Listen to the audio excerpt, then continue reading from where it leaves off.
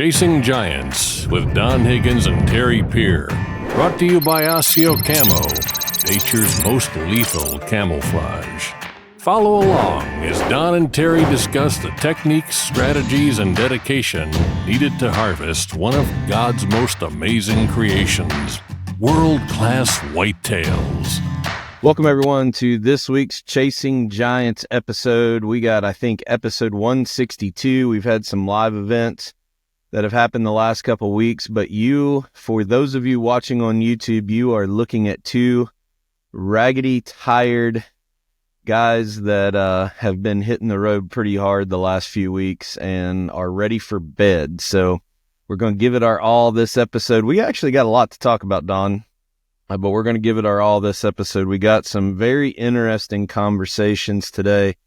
We're going to talk about GMO versus non-GMO soybeans, switchgrass quality, some things we've seen on the consulting trail, and stick around to the end of the podcast. There is probably going to be the largest announcement in the history of rural wildlife products that we are very, very excited. The press release will be going out as people are listening to this on Sunday. You get probably a day early, because the press release will probably be going out on Monday morning.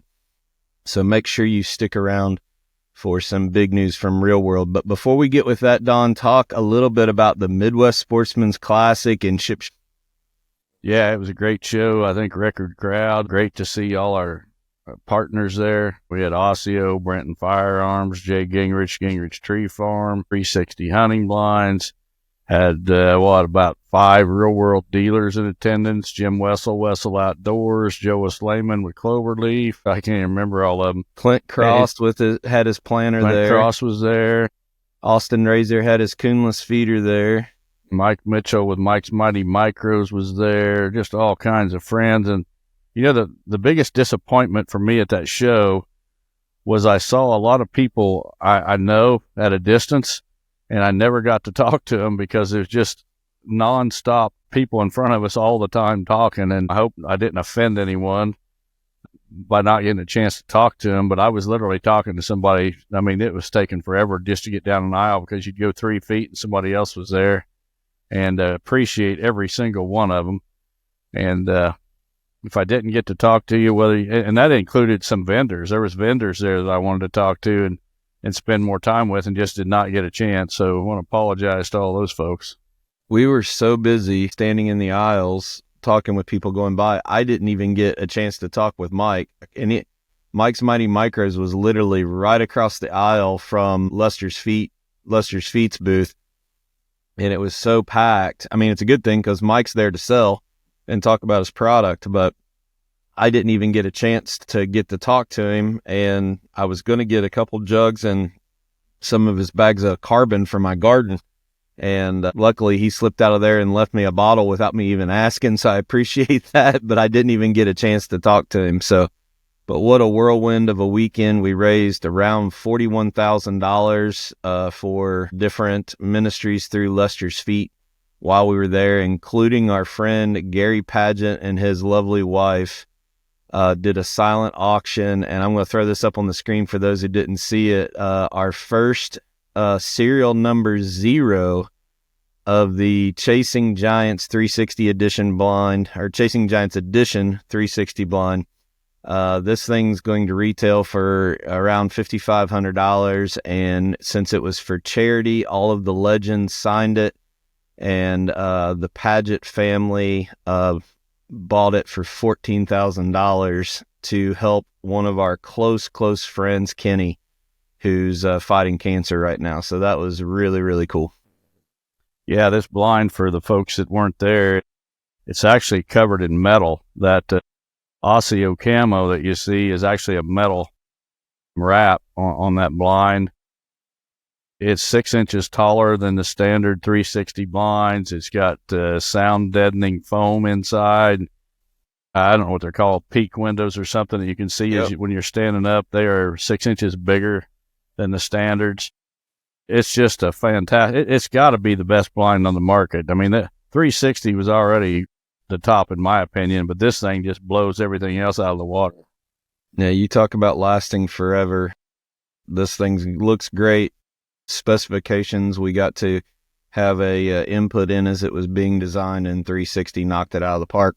Visit 360 Blinds, 360huntingblinds.com, and there's a limited run on this. They only ordered so much metal to wrap this in. We do not know how many we're going to make of these things, or if we're going to do a second roll of metal or not. So you can reserve your production slot for a $250 deposit. And but again, the story of this was the generosity of our good friend, the Padgett family. They hung out and helped Bobby Worthington in his booth all week, making sure they talked to people as Bobby was selling the books. And they're just been special friends of ours, big supporters of the podcast. So we can't thank them enough for their help and their generosity to help Kenny. Our good friend Kenny, he did make an appearance at the show. He was one of the guys I didn't get to say hi to, but wish him the best and continue to keep him in our prayers. Yeah, certainly appreciate Gary and Rachel and the money they spent on that blind going to Kenny. Our prayers are with Kenny. I seen him for just a second at a distance, and that I did not get to speak with him either. Appreciate if everyone would add him to your prayer list. Okay, let's jump right into a topic that is probably going to be the title of this episode. And you recorded a series of videos while consulting in Iowa this week that was pretty eye-opening for me, honestly. We're going to show those videos on Chasing Giants TV and on Real World Wildlife Products social media and our YouTube channel here at Chasing Giants. But talk a little bit about what you saw in Iowa on the consulting trail and dive into this thing about GMO versus non-GMO. I guess just different stacked traits of soybeans and what some of the lessons you've learned over the years. Yeah, so this week I was on 10 different properties, consulted on 10 properties in Iowa. They weren't all that far apart. I was in the Seymour, Centerville, Albia, Iowa region, and seen a lot of food plots and a lot of soybean food plots. And right out of the gate, the first soybean food plot I seen was a real world soybean plot. This client had fenced it in last summer, and I mean, these beans were tall. He said they were up to his chin last summer, and I believe it because the stalks were there to prove it. But there was not a bean left in that plot, just had been hammered. Well, when we got done with that property, we went to his dad's property, which was, I'm going to guess about, 2-3 miles away. Came to a soybean plot there that absolutely had not been touched. And what it was part of a big ag field, and the farmer had left them some beans for a food plot. Well, the deer did not touch them, and made videos at both those locations. And then later on that same property, we come around the corner, and here's another soybean plot that was decimated. It was only about 200 yards from the one that hadn't been touched. And I said, this is a real world soybean plot, isn't it? And they said, absolutely it is. And this just proves what I've been saying for a long time, is that deer can tell a genetically modified plant from one that's not been genetically modified. And if you don't believe it, just do a test for yourself, folks. But this is not the first time I've seen this. And when you got two soybean plots 200 yards apart on the same property, a real-world switchgrass bedding area in between them, those deer should be hammering both those plots. And for one plot to be totally wiped out and the other to be full of beans is just all the proof you should need. But, the real-world soybeans are genetically modified to be glyphosate tolerant. But these new beans that these farmers are planting, they're like Liberty Link beans and Enlist soybeans and things like that. They've got so many genetically modified traits in them that I think each time that they stack another genetically modified trait, it just becomes less and less attractive to the deer. I mean, I seen all the proof I needed a long time ago, but it just got pounded into my head again this week. And I took some videos this time that we're going to be sharing, like you said, but there is absolutely no doubt. Anybody that thinks that real world, all you got to do is just go down to the local seed house and get their leftover beans, and it's just as good as real world. I challenge you to buy one bag of real world and plant them out in the middle of your plot and see what happens. Well, it's funny. You opened up the first video saying you didn't want it to be a real world commercial, and about 2 sentences later, you're like, well, it is. But the thing that I found interesting in it is, it's the first time that I've seen you do a video with patches that close together. So it wasn't like they were farms 6-8 miles apart. You know, they were really, really close. You should have, and folks, it was, what would you say it was? 8 degrees out that morning. And it was -8. It was 8 below zero. So there was snow on the ground. I mean, those deer have to be hungry, and they're eating something other than those beans. That's what was the most impressive thing to me. Well, you know, Real World does sell enlist soybeans, but I try to talk people out of buying them all the time. We sell them because of people insisting that they got to have them to control resistant weeds like water hemp and mare's tail.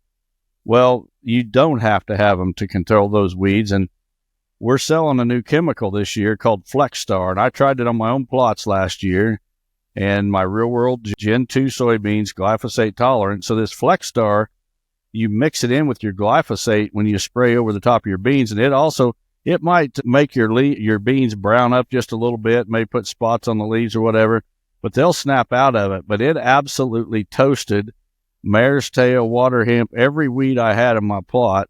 Putting that FlexStar in just toasted it to the point where I'm going to try something new this year in my plots. I'm not going to use a residual in my soybeans. Instead, I'm going to spray with FlexStar and glyphosate. That way I'm hoping that I can overseed, because a lot of times when you put that pre-emergent down, it carries over into the fall where you can't overseed because it'll kill that seed. So just something new I'm going to try this year. Okay.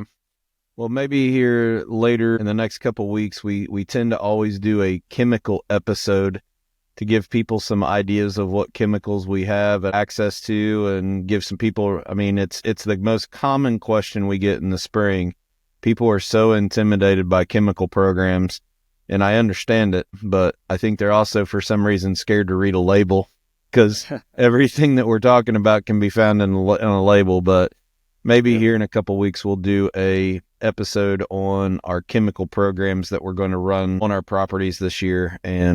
But I going back to it, this time of year, having food available is such an important part of every plan that we do to keep, the herd health up, the stress level down, and all of that work that we put into it, taking a shortcut on the variety and seeing what you did, this week, a simple shortcut made in the spring really stood out in the series of these 3 videos that I hope everybody will watch here on YouTube and on social media. It was eye-opening, that a simple little shortcut and what the difference it made.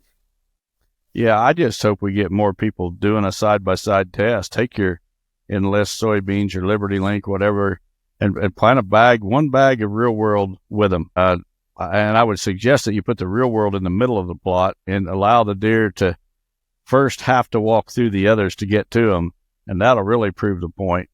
And seeing is believing. All right, well, let's take a quick break and listen to a spot from our friends at ASIO. Make sure you're going out to their trade show circuit. They're not going to as many this year, but it's a great opportunity to touch and feel every piece of their garment, and you can place orders while you're at the show, and it'll direct ship to your house. You can try them on, get sized, but also just touch and feel. I mean, the guys that were walking by the booth, when they actually see this camo in person, throw a jacket on over it, they see the difference that these things make. And also make sure you're paying attention to Mission Whitetail podcast and YouTube channel. They released a podcast version video of Joe's first 200-inch buck that he shot in Texas just a couple weeks ago. So make sure you go out and check that out, and we'll be right back. ASIO Gear introduces a premium line of bow hunting gear that is unmatched, pairing nature's finest camouflage with the best technological innovations. ASIO Gear brings whitetail bow hunters the gear they need to be the best at their craft. The unique camouflage mimics the intricate feather pattern of North America's greatest predatory creatures. Designed for invisibility, built for comfort, and engineered for function. Visit ASIOgear.com. That's ASIO Gear.com to start shopping. ASIO Gear. Prepare to be invisible. Well, Don, before we get into Switchgrass, I'm going to throw up our schedule because we got quite a few questions about where we're going to be in the next couple weeks, and we got some details of the June or July event in New York. Yeah, so this week, Thursday of this week, February 27th, I'm going to be in Macon, Missouri, doing a seminar there. You can call 660-973-2697. Then 2 days later, Saturday, March 1st, I'm going to be at the Kansas Whitetail Summit in Oswego, Kansas, at the community center there. If you're interested in that one, 949-2204. I'll also add that there's going to be multiple speakers at that event. Dr. Clifford Shipley is giving 2 seminars, I believe, that day. Wes Delks is going to be there giving one. I'll be there. Not sure what all they got going on, but they sell tickets, and it includes a lunch, and they're very cheap, actually. The very next weekend, March 7th, 8th, and 9th, Terry and I will both be at the Iowa Deer Classic in Des Moines, Iowa. Friday night, March 7th, will be a live Chasing Giants podcast, and I talked to a lot of guys in Iowa this week that's going to be there, Terry. And then Saturday the 8th and Sunday the 9th, I will have a seminar. Basically, I think it's the best PowerPoint seminar I've ever put together, so hope a lot of you guys will be there. Yeah, you have your seminars. We do not have a booth at that show, so make sure we'll be floating around. We have several sponsors of the show that will be there, like Brenton, and I think ASIO is there also. We'll probably just be mingling around to our sponsors' booths, so just be aware it's a big show, but we will not have a booth at that one. Real World will have a booth, but it's going to be run by a Real World dealer, not us. We'll be bouncing around between all of them. Yep. Then March 15th, the following Saturday, 3 Saturdays in a row. The 15th, I'll be in Denver, Indiana at Split Brow Outdoors, doing a seminar there. The phone number there is 765-469-3621. Then in July 10th through the 13th, Terry and I are going to be out there. Our distributor, Eastern Outdoors, is putting on a hunting show and land management show, multiple day event.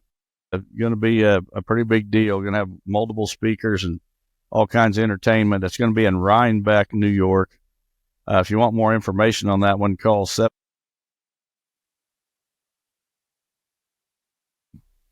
You know, there's a gap in our schedule right there, don't you? In between March and July, you know what happens in that gap, don't you? Well, I know what's going to happen with this guy. He's going to be planting food plots and doing habitat work. That and your second ever turkey hunt on the Pier Farm.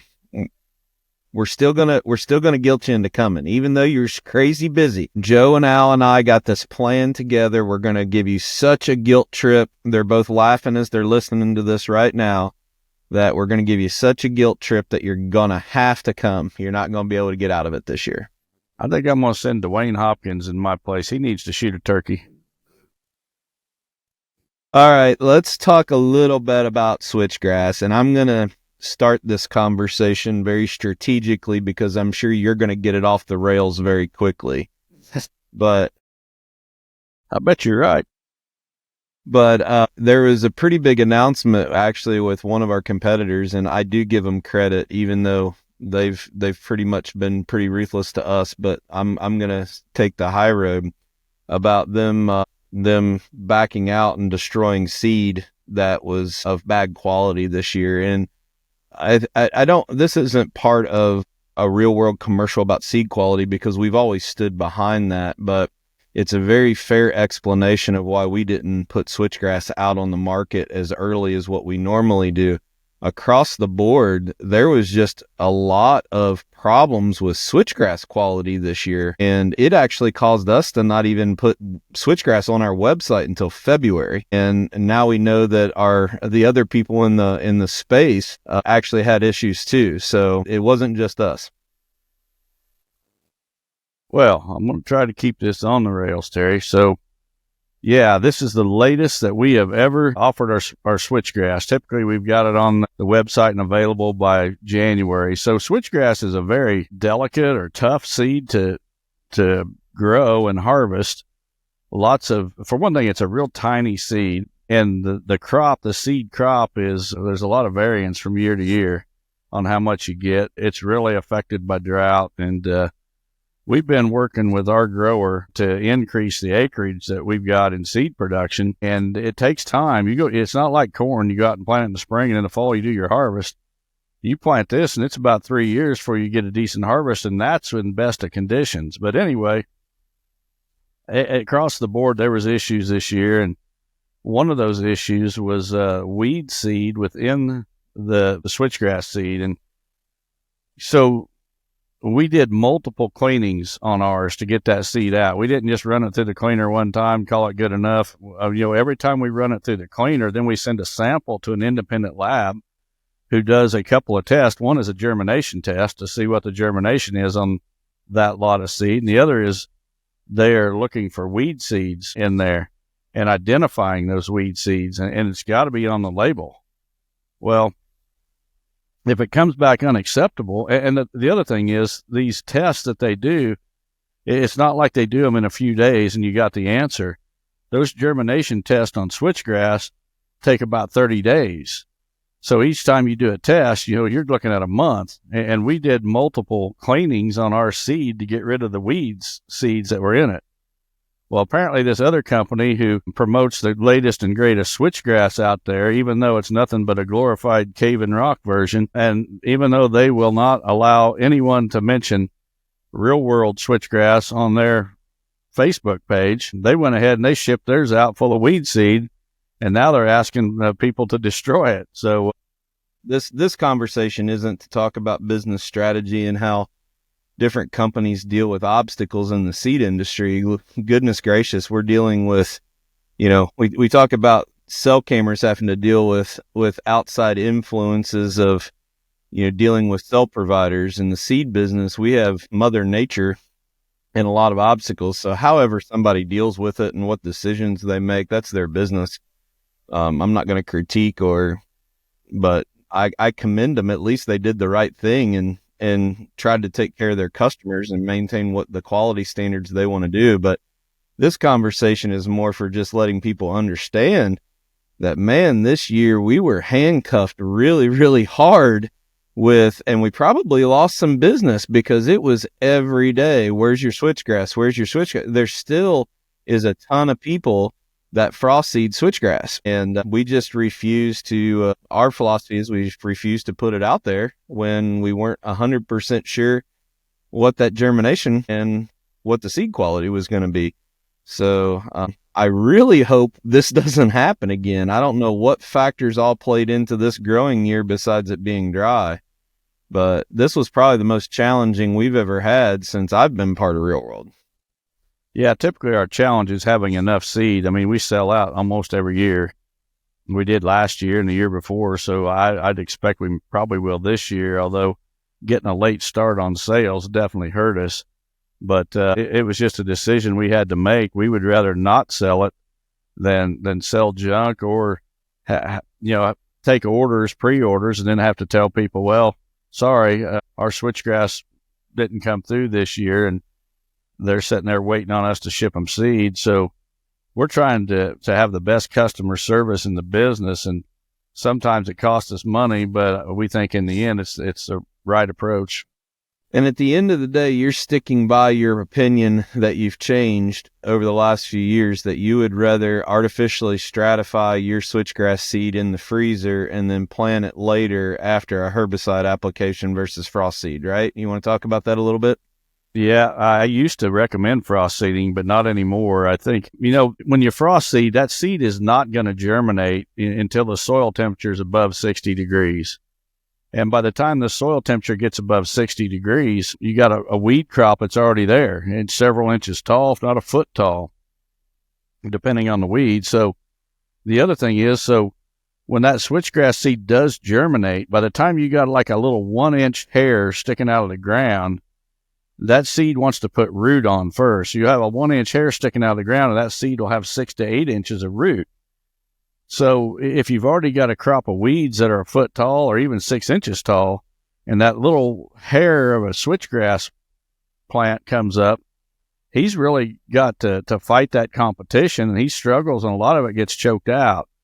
So a much better approach is to wait until the soil temperature hits 60 degrees, then go in and spray the field with glyphosate or whatever to kill what's there. At the same time, you mix in your atrazine or your simazine as a pre-emergent to prevent more weeds, and you can come back the same day and start drilling into that. And as those weeds that are there are dying, that switchgrass seed immediately starts germinating. And the first time I did that, Terry, in 2 weeks, I could look right down the rows and see that switchgrass in rows coming up where I drilled it. Best stand ever. And that's the only way I would ever plant switchgrass again, is wait for that soil temperature to warm up and then no-till drill it. Yep, fantastic. Well, real quick, you visited 10 properties in Iowa, I think you said. I got 6 done this week. We're both extremely tired, but outside of the bean situation that we talked about before, any takeaways or funny stories from the week? I met a lot of great people, as I always do, and I'm telling you what, they just roll out the red carpet for me and treat me like a king, and they fed me, and I came home with a cherry pie and other goodies, and I came home with some buffalo meat. I had buffalo at one home one day. I came home with some wild boar meat. Most importantly, I came home with a bunch of new friends. But the craziest thing is that I'll tell you what, in Iowa, I think it's a national pastime or a state pastime to go look for shed antlers, because we did not find, and on 10 properties, and we covered a lot of territory on a side-by-side. I took my side-by-side. It was so stinking cold, 8 below zero one morning, 2 below another, and I had so many properties to do that I took my side-by-side to ride around in the heat, and we covered a lot of territory and did not find a single shed antler on 10 different properties. We was in food plots. We was in the soybeans. You would have thought we'd have found at least one. We did not find one, and I think the competition in Iowa for shed antlers is just crazy. I think even non-hunters in Iowa go on shed hunting sprees, and those guys out there say that there's more trespassing for shed antlers and mushrooms than anything else. They don't have to worry about it during deer season, but for shed antlers and for mushrooms, you can't keep people off your property. That's unreal. Yeah. Never heard of such a thing out here. But my funny story was one of my last year's clients actually owns a kind of one of these Amish grocery stores, and where it's got all kinds of baked goods and spices and all different things. If you've been to Amish country, you know the kind of store I'm talking about. Well, he has one of those. So I had a little bit of time, so I just stopped in to say hello, and it was around lunchtime, so I stopped in and had him make me a sandwich at their deli. So I was sitting there talking to him, and he said, "Am I going to take any fried pies home with me? Because I always buy fried pies and bring them home when I'm there." And I said, "Yeah, my wife wants a fresh baked loaf of bread." I said, "Can you get me some out of the freezer so they'll travel with me better?" So he comes out, Don, and it was a box. I'm talking this big. I got enough fried pies to last me till next Shipshewana show that are going to go in the freezer. So Elmer, thank you for the box of fried pies. You have just made my entire family very, very happy. So we're going to put Little Debbie out of business. Elmer's fried pies. Elmer's fried pies. All right, well, let's go to the Higgins hot seat segment of the show, sponsored by 360 Hunting Blinds. And this is an interesting question. It's a little lighthearted, a little bit comical, but it came to me from one of our listeners that came to the Shipshewana show last week. He pulled me aside, Amish fella, whispered it in my ear, and he just starts giggling afterwards. So I promised him that he was so excited about this that I told him that this would be the next one that we had on the show. And that is, if Elon Musk and Chris Yates became really, really good friends, and then all of a sudden our Victory GMC and Chevrolet deal required you to drive a Cybertruck to make Chris Yates happy, what would you do? Wow, the things people come up with. Well, I thought it was kind Chris of I'm loyal to Chris Yates, but he's going to have to sweeten the pot a little bit on that deal. He's going to have to give me permission to hunt all his farms, and it's going to have to be a free truck. No money out of my pocket. I'm not paying for no stinking cyber nothing. These electric vehicles, that's the biggest nonsense. I'm telling you what, that's just like the windmills and the solar. It's all nothing but a money laundering scheme for dirty politicians, and are using taxpayer dollars to fund it. No Cybertrucks. Chris Yates is smarter than that anyway. By the way, for everybody who's listening, Chris would never ask us to do that, but I just thought it was a very good question. That was a lot of sitting around at the campfire with his buddies at work trying to strategize on a question to get you wound up. So I thought it was great. Yeah. All right, as we transition to our segment of listener submitted questions brought to you by Midwest Land Group, make sure you check out the latest social media posts that came on Midwest Land Group. They are actively looking for agents now in the state of Tennessee. So if you are wanting to get into real estate or transition away from one of your firms to one of the world-class, faith-based, best-run real estate organizations in the country, make sure you look up Midwest Land Group and reach out to them for employment opportunities, especially in the state of Tennessee. Ever had a terrible real estate experience? Average realtors usually spend more time selling themselves than on selling your land. They'll tell you anything to get the listing. They know that if they get the listing, you're stuck with them. Not here. Midwest Land Group has changed the way land is sold and is the only brokerage to offer a 100% satisfaction guarantee. That means if we don't meet your expectations, you can fire us. That puts all the pressure on us to perform. We don't just list land, we sell it. If you're looking to buy or sell property, don't before you talk to us. Visit us at MidwestLandGroup.com.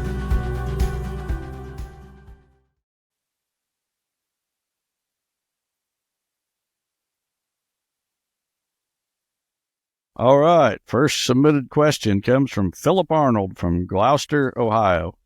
It says, Don, during the off season, trying to better your property, do you wait for the bucks to shed before you go in and try to better your property?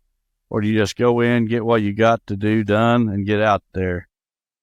Philip, I try to wait till the bucks have shed, depending on the project and exactly where it is on the property. If it's out away from the sanctuary where I can do it and not run deer off the property, I'll go ahead and do it. But most of the time, I'm waiting till, about the 1st of March when most of the bucks have shed. And I've got a couple projects to do this spring and haven't even started yet. But with my consulting schedule, it might be April or May before I get them done. But yeah, I'd like for those bucks to shed first. Have you noticed, we mentioned this probably about a year or so ago, it was probably about 10 months ago, that since you don't put trail cameras out until July 1st, we've never really done a study on when those bucks return back to their summer range from where they were through the winter on major food sources. Are you worried about doing it too late, where those bucks might be going back to your summer range? Or on your home farm, are you not as worried about that because the summer ranges aren't really in the middle of where your sanctuary is anyway? Yeah, I don't worry about it too much because I don't have many bucks hardly summer on me at all. There may be some pass through, but it's not like I can go out day after day and see a bachelor group of bucks in the evening or anything like that. I have cameras out in the summer, but the bucks just aren't really there. So if somebody's going to do a TSI project to an existing sanctuary, not a new sanctuary, where is the sweet spot of when you would tell them to do that? Well, I mean, a lot depends on how big the property is, and, they have a lot of deer wintering on the property. But, right now is actually the best time to do it.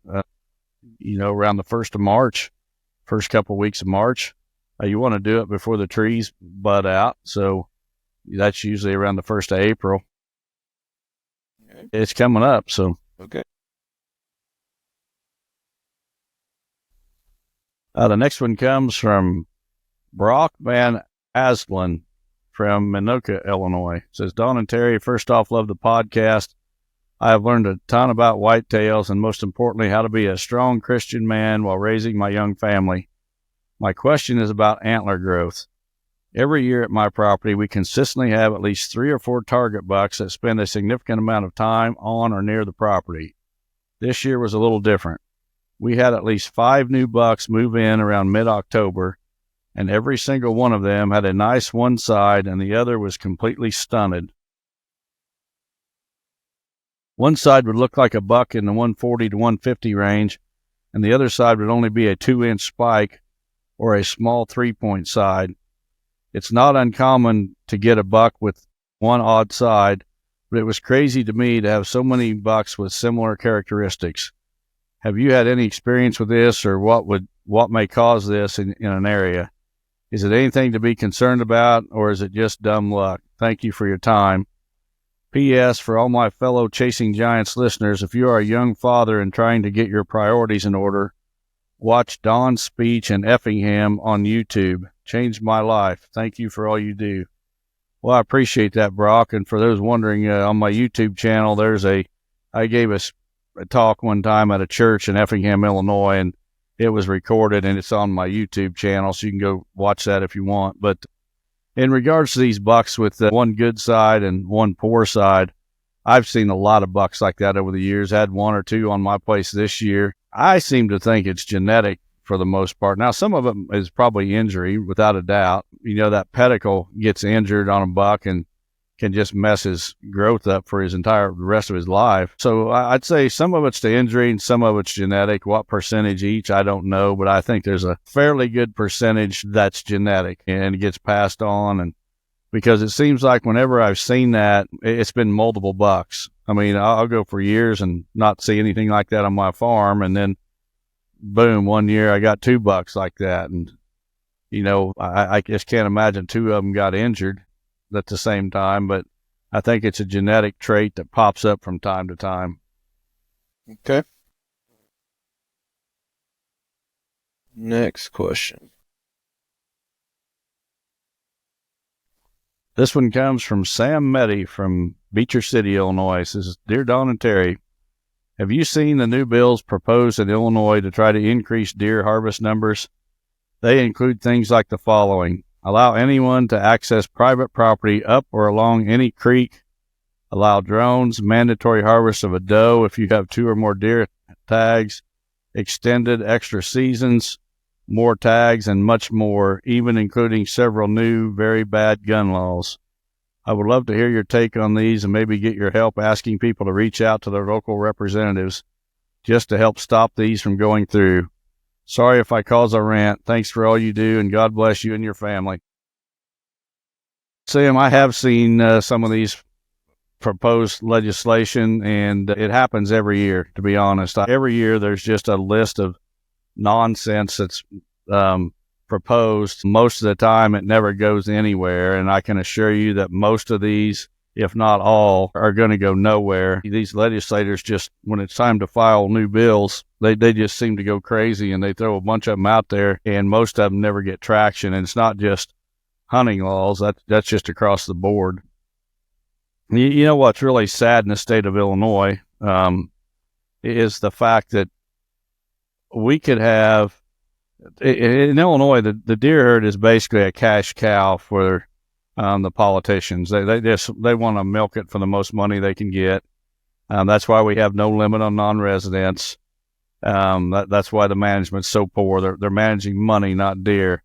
And the sad thing is if someone that was knowledgeable and serious about managing the deer herd for quality were to come along and were to be given control of this deer herd, they could make the state more money than they're making now, and Illinois would become the destination for all serious deer hunters. And the thing of it is, it's got to be regulated to some degree. We need to change some regulations, and it's got nothing to do with numbers. I know the farmers are complaining deer numbers are up, and I think they got a legitimate complaint in a lot of cases. You know, we've talked on here before.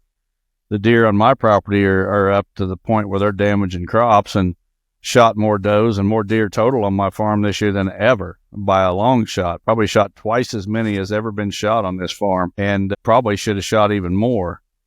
So there is a legitimate concern there, but we can address that in such a way that we are improving the quality of the herd at the same time with a few regulation changes. And The Farm Bureau is the most powerful lobby in the state of Illinois. And the Farm Bureau is typically the ones that are screaming about killing more deer. And if someone from Farm Bureau, someone high up in Farm Bureau was really serious about doing the right thing and addressing that problem, and it could be addressed in a way that's even better for farmers than just cutting the deer numbers down, because a quality deer herd in this state would drive up lease prices, and these farmers could lease their ground for more money than what they're getting now. But it's got to be regulated properly for that to happen. And it'd be really nice if Farm Bureau would get with the right people and propose some well thought out legislation instead of this nonsense that you just listed.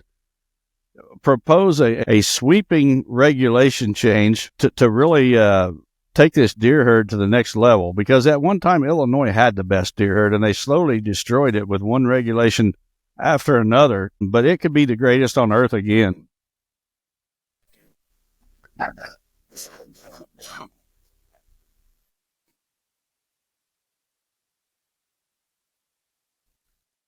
All right, the next one comes from Brad Hunt from Orem, Oklahoma. Says, hello, Don and Terry. Thank you both so much for all you do for the hunting community and for the Lord's kingdom.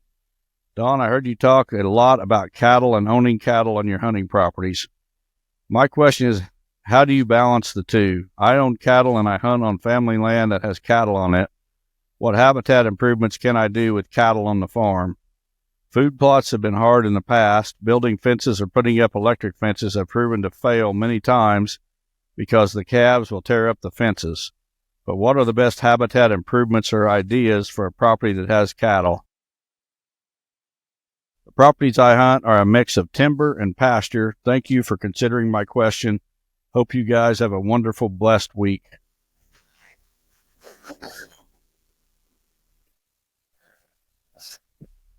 Well, hopefully I got my coughing under control.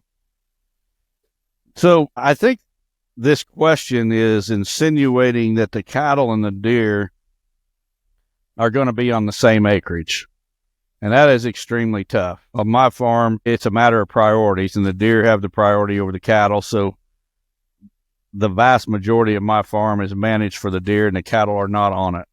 The cattle, I've got about an 8-acre pasture. I think I got 7 cows and a bull, and then they have their calves every year. And I wish I had more acres for more cows, but I'm not about to give up my deer acres for that. So it's really a matter of priorities. And I understand the cattle are what make a lot of guys their living.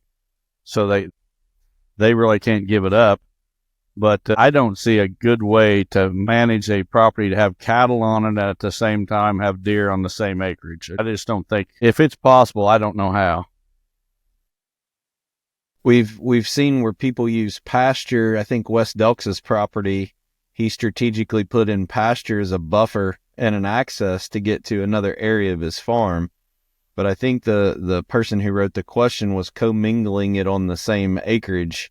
And I think that's what you're saying is really tough. If you can lay it out to where you have them in different sections of the farm, cattle can be a great complementary thing on your property as a buffer and an access. But yeah, it's hard to hunt in a cattle pasture. Yeah, I've actually got my place set up kind of like what Wes described, and where I shot Zacchaeus last year, same stand I shot Mel from, I access across my cattle pasture. I'm hunting right on the edge of the pasture with my scent blowing back onto the pasture, and I've got 2 other stands, 3 total, that are all around my pasture that I just walk across the pasture, jump the fence, and climb up a tree with my scent blowing back out in that cow pasture. But there's no acre on my farm that is co-managed for both deer and cattle. Yeah, it's and you got to have good fence. If you try to, we all know cattle will get out, especially in the wintertime when they're getting hungry, and you got a lush food plot. There's nothing worse than walking up on your food plot that you spent all summer manicuring and planting, and you got a head of cattle, all of this sitting there munching down on your soybeans. That happens to my friend Patrick about every year when his dad's cows get out. So it's just awful when that happens. Sounds like it's time for Patrick to build some fence. Yeah, I think that's on the docket for this year. So, all right, well, let's get to our last question, then we're going to talk about our big news at Real World. All right, this one's anonymous from a super secret location, and you're going to see why. So this is a one that I just had to pick. So he says, please keep my name and location anonymous for this question. He says, hey guys, I am married and have 2 young kids. I want to purchase a property in Illinois where I can develop the property and turn it into a deer haven. The issue with this is that my wife says we aren't in the right stage of life to purchase a property because of our kids. We can afford it, and I really want to do it, but I also want to keep my wife happy. I am worried that if I wait 5+ or more years to get a property, I will be behind in developing and growing the property to turn it into what I want. Also, the land prices will more than likely keep going up. How do you guys manage to do what you love, hunting and habitat work, while keeping your spouses happy? I hope getting out of the house to do this type of stuff will get easier once the kids get older. Well, I'm going to step on some toes here, Terry. Now, typically, if you guys listen to me, I take up for the ladies. And on one of my Sunday night prayer times, I encouraged guys to, cherish their wife, their girlfriends, whatever, and do the right thing for them. As a father of 2 daughters, I appreciate girls way more than I did when I was young and before I had kids. So I typically take up for the ladies, but I got to say something here because I think it just needs to be said as we try to give good advice, especially to our younger listeners. And folks, your spouse, your wife is going to be a key to your success or a key to you not being successful. My wife has never tried to hold me back from any of chasing my dreams at all. I see it with other guys that are not as blessed. For example, I had one guy, I sell Reconyx trail cameras and hunting blinds, 360 blinds and some other items. And I had a guy one time, he wanted to buy a trail camera from me, but he wanted to make payments so his wife didn't know. He wanted to pay me $25 every pay period for this trail camera. And his wife didn't work. The guy worked a lot of overtime. I know him, and I hope he don't hear this, actually. But anyway, I'm thinking to myself, if you've got to sneak $25 a week out of your paycheck because you're afraid of your wife, there's an issue there. And your wife, a good wife, is so valuable for this, and it is one of the keys to success if you're going to be successful at life. If you've got to run every little thing by your wife, I don't know what to tell you because, he clearly said in this, I read this submission a couple times, he clearly said they can afford it. So you can afford it. There's not a better investment than land, in my opinion. You're always going to have land. You can put that money in the stock market, and guess what? Stock market crashes tomorrow, and you got nothing. You got a piece of paper with a big fat zero on it. You buy a piece of land and you got land. Even if the price of land goes down, it's not going to go down that much, and it's not going to go down for long. There's only so many acres of land in this world, and there's a lot more people trying to acquire it. The price just continues to go up. But if I don't know, I could go on a little rampage about women ruling the roost. I believe women should be totally respected. I believe that purchase of this size, it should be discussed. But if she's calling the shots, you need to reach deep down in your panties and just see what you're about. I did not see that going that way. I'll be honest with you. Well, if you've got a good wife, I'm telling you what, treat her like gold because she is so important to your success in so many different ways. But if you're a henpecked, just go on, Terry. I just can't take it anymore. I think my suggestion is if you all can't agree on something like this, there's probably other fundamental problems in your marriage that you can't agree on, and that probably needs to be addressed before the farm. I think your marriage, I'm like Don. I'm very, very blessed with a supportive wife. Both my hunting, if you want to call it a career or not, my hunting hobby or passion and my professional career would not be, I wouldn't have even graduated college if it wasn't for my wife. I'd be working in a factory still. I would go all the way. We commuted our sophomore year to college, and I would ride all the way 40 minutes commute to go to classes and be tired, and I would sleep in the parking lot in the car versus walking inside to go to class after driving all the way up there. My wife drugged me into class. So I got everything that I have today is a credit to my wife. But we haven't always done things the right way. We've made a lot of mistakes. But one thing for sure is we try to be on the same page with what we do with our kids, what we do with our money, what we do with our businesses. So whatever you two decide to do, it needs to be with you together. But at the end of the day, if you have enough money to buy a farm, you have enough money to invest. And I would just steer the question to what's the best investment? Because if you have enough money to buy a farm, you need to be investing that money somewhere for your kids' college, for everything else. And I agree with Don. That's the best investment you can make is in property. And as a side note, I didn't use the word panties, but I think we said the same thing. Well, as a side note, Terry, we're going to have a new section or segment on the podcast, Don's Marriage Counseling. So all you guys that are having problems with your spouses, you just send in your questions, and then you listen to the answer with your spouse when it comes out. So this person talked about having Casey and Robin do part of an episode one day or answer questions one day. Should we do that? Would Robin do it? Maybe. Yeah, if I asked her, I think she would. If you all want to ask our wives questions, you can submit a question and say question for spouse at the top of it. And if we get enough questions that come in, we'll talk our wives into answering questions about us for an episode in the future. How about that? There's got to be interest from our listeners if they got questions for our wives, if they want to do it. Sound fair? I think it's a great idea. And by the way, my marriage counseling is free. All you got to do is ask your question, and I won't guarantee the results. You guys may get divorced as soon as you hear my answer. Reach down in your panties, folks. Well, we got Devin Hurley that's going to be on for Sunday Night Prayer Time at the conclusion of this episode, but I have never been more proud of you as a businessman and a business owner, and more proud to be part of a company as I am. And you got some extremely big news to share, and I'm just going to turn it over to you. And I want to just say I'm proud of you, man.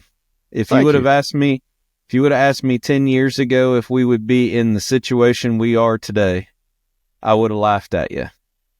If you would have asked me 6 years ago, I would have said no way in the world. Yeah. But look at what God's done. Yeah. So, it was about 18 years ago, I walked into Kitchen Seed Company in Arthur, Illinois, with the idea that I wanted to start a new food plot seed company based solely on the quality of the product, not the price, not the profit margin. It was all about quality. Wanted to have the best out there in terms of quality. And the guy I met with was Dwayne Hopkins. Did not know Dwayne, and I was nervous as could be when I walked into his office that day. And I presented my proposal, starting this new seed company, and Dwayne says, I'll take it to my bosses and see what they say. And it wasn't a day or two later, I get a call from him, and he says, my bosses said, let's go. What do you need? And so that first year, we were testing different seeds to come up with the blends that we were going to sell. The first thing we tested was soybeans, and that first year, I think we must have tested about 50 varieties. Dwayne had these little packs from the soybean breeders of all these different varieties, and they were like little 5 or 10 pound bags, and had them things planted all over my farm. But Kitchen Seed was very instrumental in getting us going, because the Kitchen family welcomed us with open arms. They carried the inventory. They didn't even charge us for seed until after we sold it. We was selling out of their inventory. Basically, we was just doing the marketing. Those folks even paid to have the bags printed, the first bags. And we grew, and we just kept growing. And they even sent, Dwayne was, and still is, a employee of Kitchen. And on weekends, they were allowing him to go to trade shows with us. We traveled to trade shows all over the Midwest, and we would take a kitchen seed trailer, enclosed trailer full of their inventory, and we would sell it and come back. And they really helped us get Real World off the ground. And we grew to the point where about 6-7 years ago, it became a full-time job for multiple people, and they rented us office space and warehouse space.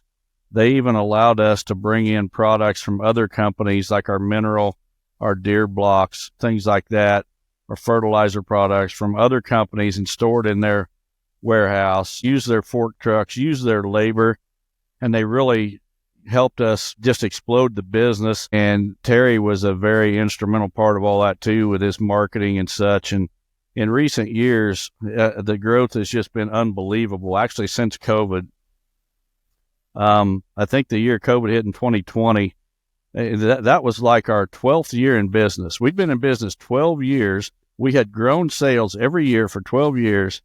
And our 12th year, we grew like 57% in sales one year.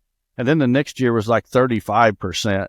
And since then, we've just had this phenomenal growth, and it's put us in a position that I never dreamed we would be in. Well, fast forward to about a year or so ago, and Phil Kitchen, the founder of Kitchen Seed, they'd been in business. Last year was their 50th year in business, and he passed away last year. And his kids, Nancy and Doug, who both work at the company and are co-owners of it, they're now ready to retire. And they started talking to us about purchasing Kitchen Seed Company. And I didn't think it was possible. And we started talking numbers and running the calculators and going back and forth. And to make a long story short, on February 10th, Real World Wildlife Products bought Kitchen Seed Company, the facility, the entire business. And it's just a blessing that, I mean, I just sometimes think about it driving down the road, and I just cannot believe what has happened in the last few years and how things have just exploded. And it really started about 2020, COVID year. But so now that we own Kitchen Seed Company and the Kitchen family is either retired or in the process of retiring, Dwayne Hopkins took over on February 10th, our first day, as the COO, or the Chief Operating Officer. So we kept every employee that they had, not making any major changes. We're going to make some changes, but it's going to be slow changes, one at a time. They've done a great job in the central Illinois area, and we don't ever want to venture from that. The main thing we want to do is just get bigger and expand the region where we're selling products. And I think Terry can add some more to that in regards to the marketing ideas that we've got coming down the road. But we are extremely blessed in many ways by the Kitchen family that they helped us get Real World started. And then when it came time for them to retire, they wanted to sell it to Real World. That they weren't trying to look for the highest bidder. They was doing everything they possibly could to make sure that we were able to purchase that company. And I will forever be grateful to the Kitchen family for what they've done for me and my family, but also for the other owners. So just so folks know, we've got, I think there's 7 different owners of Real World today. I am the majority owner, but then there's 7 others besides me. And Terry, I got to thank you too, because your marketing ideas really exploded this thing. When we turned you loose about 6 years ago, we kind of handcuffed you to that point. But 6 years ago, when I took over as president of Real World, one of the first things I did was turn loose Terry Peer, because I'm not a micromanager of people. I think you find the right people and you put the right people in the right position, and then you just get out of their way and let them run. And if they are good people and good at what they do and high character, high integrity people, you're going to be successful. And if they're not, you're going to know it pretty quick, and then you get rid of them and find somebody that is. And Janice, finding Janice and making her the general manager of Real World was a huge, great move on her part. And it wasn't because I was smart and hired her. It's she seemed like a good fit at the time, and the more that I seen out of her, it was like, holy cow, she's the glue that's running this, that's keeping this together. Janice is so good. She not only knows where every bag of seed is, she knows where every bean is, every single bean. And we couldn't have got here without her either. She was very, very critical. Dwayne was just, I mean, from the get-go, developing the seed products and such. You know, they say I'm the face of Real World, but I really hate that because there were so many more important pieces than me. I've said before that if something happened to me, Real World would just continue to grow, but there's other key people that if something happened to them, we'd be in a world of hurt. And I'm so appreciative to every single one of them. And I want to make this clear. Every single customer that has ever bought Real World products, even if you're not today, if you gave us a chance, I'm so appreciative of that because this has been a dream come true for me. And, you know, we're trying to help others as we can. And it's beyond words really to think that it would grow to the point where we bought our supplier. It's been an emotional winter because you and I have sat on a stage and watched the unveiling of hunting products with our brand on it that we started not too many years ago. The sweat, pain, and tears and effort that we've put into this company, getting to the point that you could buy your supply chain as they phased into a different aspect of their life. And it's very important to me from a press release and from a narrative standpoint that we make sure we honor and continue to thank the legacy of the Kitchen family. I talked to Nancy a couple times this week as we were talking about the press release strategy and the timing. And you know, it's very, very important for not only to honor her father, but also the rest of the family that put their heart and soul in that community in Central Illinois. And we intend to continue that.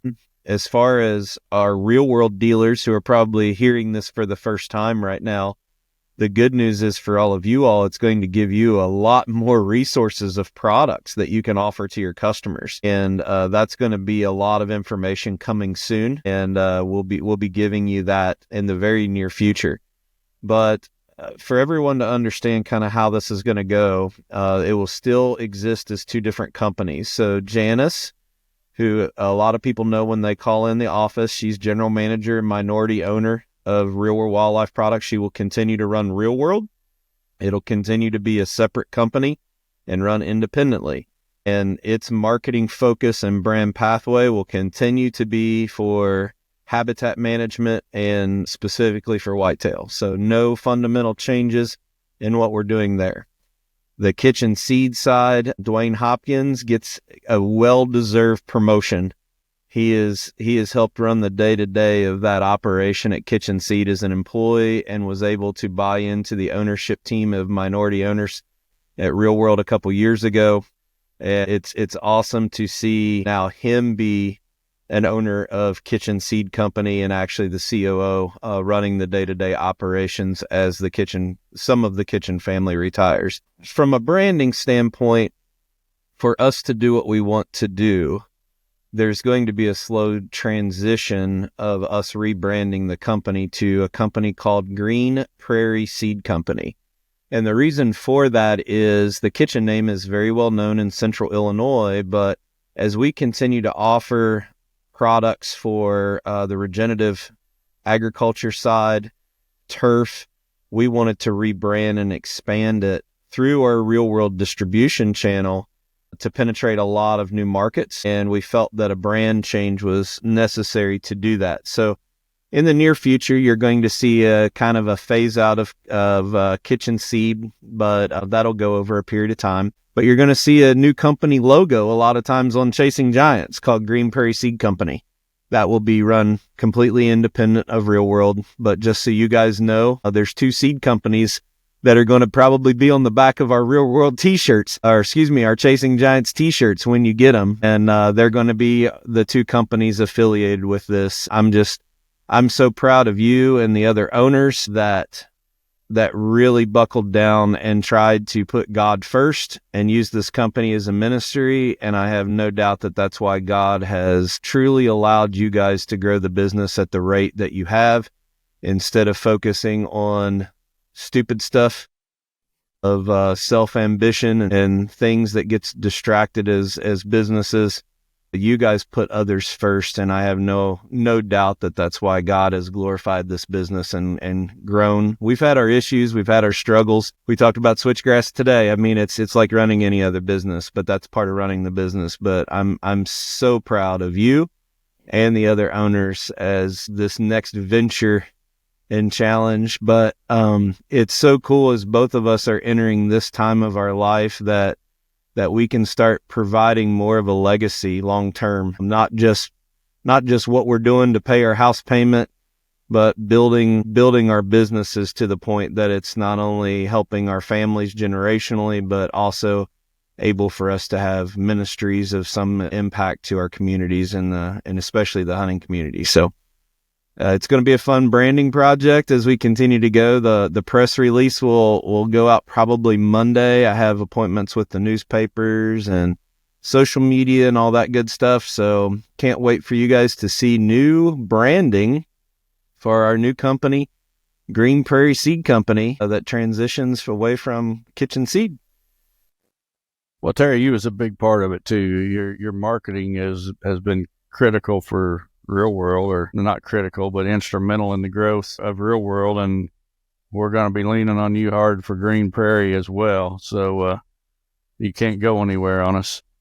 One thing I do want to share with our Real World dealers is, and Terry spoke about a little bit about, there's going to be opportunity to really grow your business beyond just food plot seed. And we are planning a dealer event probably late July, early August. We want to give you guys, we want to present you with a lot of information and then allow you the entire fall as you're sitting in your deer stands or whatever to digest that information and make some business decisions before the next spring. And there's going to be opportunity to really grow businesses big enough to make a living on. And if you want to become a Real World dealer and you're not right now, I suggest you reach out. I'm going to give you the name and number of our sales manager at Real World, and you can contact him direct. His name is James Hyden, and James' phone number is 574-870-7937. But really looking forward to that event this summer, because we're going to unveil some opportunities that we didn't see coming a year ago, and really in just the last few months. And you guys have helped get us there. Our customers and our dealers and our distributors have helped get us to this point, and we want to grow with you folks. We're loyal to you, and we want to give you the first opportunity, because I'm sure as others learn about this, they're going to want to jump on board. But we want to look out for you folks that have helped us. Pretty exciting times. So much for slowing down for both of us. We got a big project ahead, but we're very excited about it. But again, thanks for all the support. Thanks to the ownership team, especially the general manager, minority owner, Janice Likens, and Dwayne Hopkins, who, congratulations to him, now promoted to COO of Kitchen Seed Company, also known as now Green Prairie Seed Company. The boss man, Dwayne Hopkins. I'm excited for both of them as owners of the parent company. So happy for everybody. It's very special. So stick around. Devin Hurley will have our Sunday night prayer time, and we'll be back next week. And take us out, Don. God bless everyone. See you next week.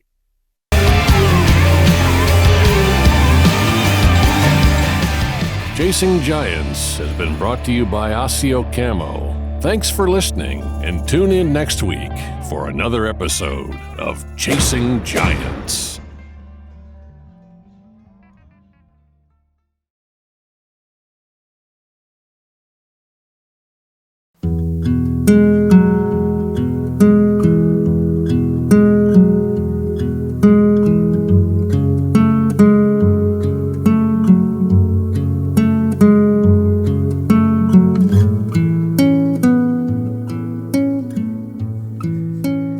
Hey everybody, welcome to our Sunday night prayer time. It's good to be back. It's been a while since I've had the opportunity to share a short little message with you guys, but I'm glad to have the opportunity to do that this week. Hope you're staying warm through all this cold that we're going through right now. But I got just a short little message I really want to kind of bring to you, and it is in the book of James, the New Testament. Book of James, chapter 4, verses 13 through 16. And it'll probably be pretty familiar to you. But I want to read it and then just really briefly talk about it. James says this, and by the way, James is writing to most likely Jewish believers who have been converted to Christianity during the time that James is writing this epistle. So that is his audience. He mentions throughout his text here the name brethren, or he refers to who he's writing to as brethren. He does it about 15 times in this epistle. So he's writing to believers, okay? So just as much as he's writing to believers then, he's writing to believers even now. But he has a very wise, very practical word to say here in chapter 4, verses 13 through 16. Let me read it to you real quick. It says, "Come now, you who say, today or tomorrow we will go to such and such a city, spend a year there, buy and sell, and make a profit.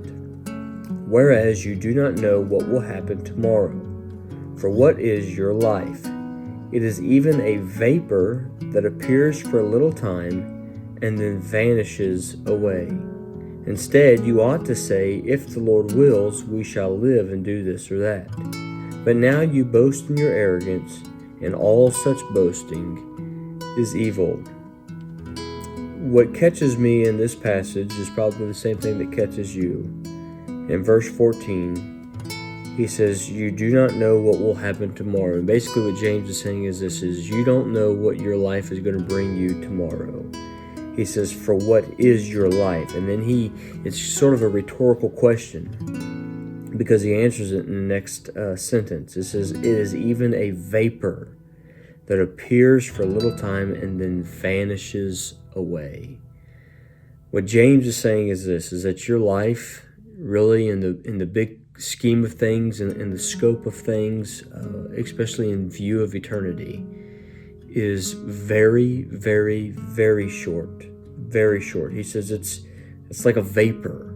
It's there for a minute and then it's gone. And it is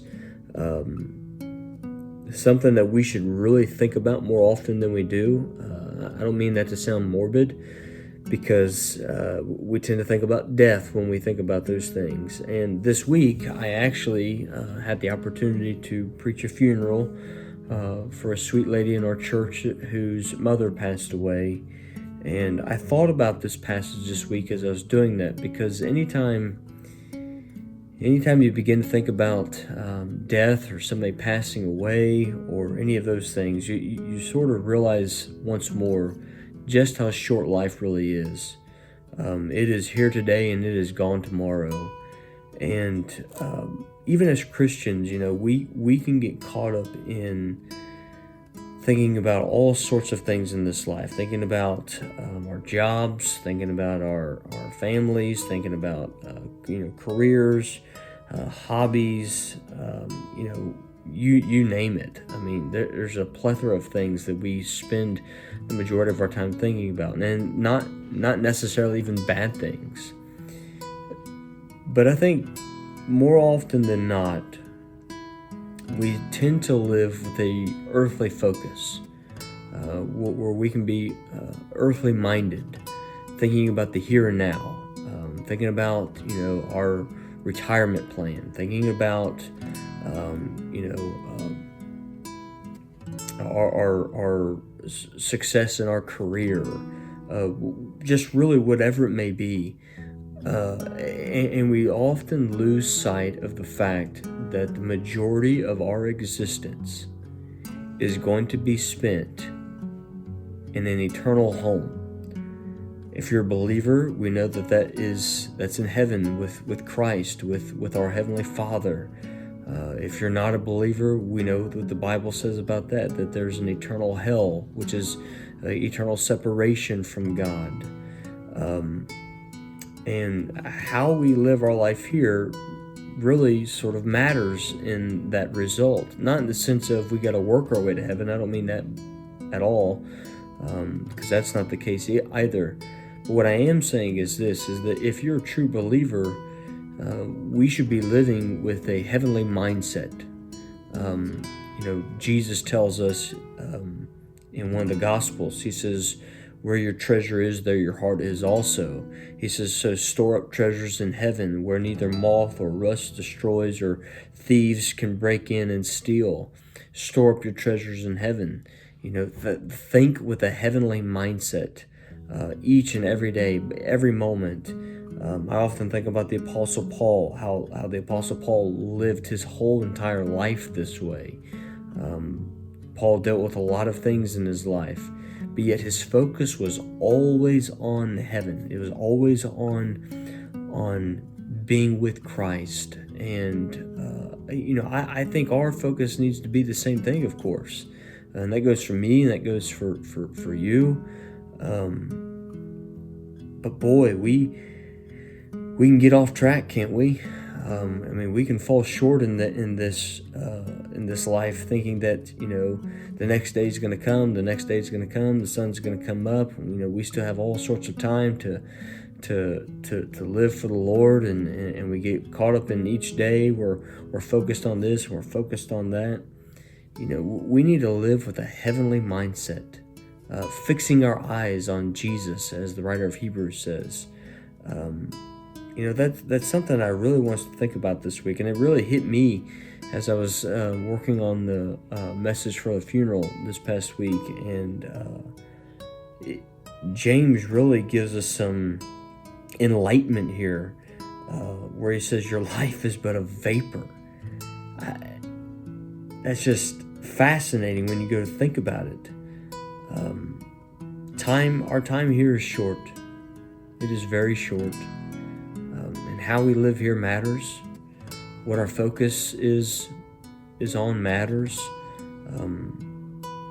How we're storing up our treasures, the things we think about, they all matter.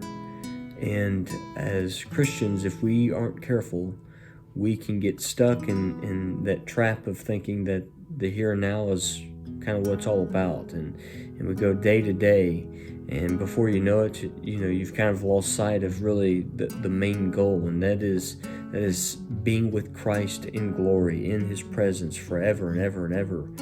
And I don't want us to lose sight of that. I really want us to take this and think about what James is saying in his epistle. You don't know what tomorrow holds. You don't know what the next hour holds. You don't know what the next minutes hold. Death comes to all of us. Again, I don't want to sound morbid, but eventually our time here is cut off. There's an appointed time, an appointed day for which we are to be born and which we are to die. That's what Ecclesiastes tells us. So I want us to think about that this week. I want us to really purposely think with a heavenly mindset, preaching the gospel, loving our neighbor, serving, those sorts of things. Those are things with a heavenly mindset. And so I hope this is beneficial to you as much as it's been beneficial to me. I appreciate your time, and if you would, let's go to the Lord in prayer, and we'll end our time in prayer. Father, I thank you for this day, and Father, I thank you for the magnificence of your word. Lord, I ask that you would forgive us where we fall short in everything that we do. Lord, we fail many times, and Lord, we even fail in this regard where even as believers, we can get caught up in the here and now and forget about the fact that our home is in heaven. We are citizens of heaven if we're believers in Christ. We're told that we're foreigners, we are just sojourners passing through this life, and we have a home waiting for us in glory with you. And so, Lord, I pray that we would live each and every day with that mindset, thinking about those things. And so, Lord, I just ask that you guide and direct us, that you always help us to keep our focus on you, keep our focus on the ultimate goal, which is to spend eternity with you, Lord, forever and ever. And may we not get so caught off guard and caught off track where we get blinded by the things of this world and we get distracted and all that. So God, I just ask that you give us the grace that we need to go just through each and every day. Lord, we ask all of these things in your holy and most precious name.